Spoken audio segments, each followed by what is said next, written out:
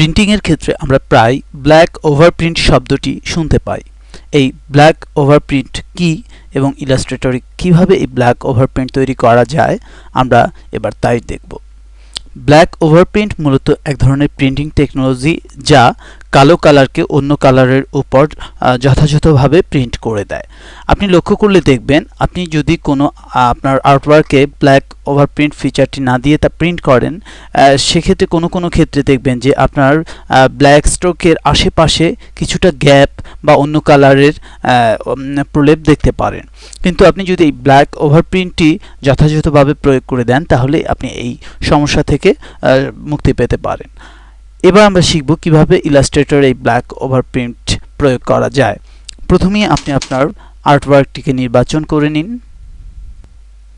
এবার ফিল্টার মেনুর colour black overprint অর্থাৎ ওভারপ্রিন্ট ব্ল্যাক সাবমেনুটি নির্বাচন করুন। এখানে পার্সেন্টেজ 100% দিতে হবে, দিয়ে ওকে চাপুন। এখানে লক্ষণীয় আপনি যদি স্পট ব্ল্যাক কালার ইউজ করেন সেক্ষেত্রে ইনক্লুড স্পট ব্ল্যাকটি নির্বাচন করবেন, অন্যথায় এটি অনির্বাচিত অবস্থায় ওকে বাটনে ক্লিক করুন।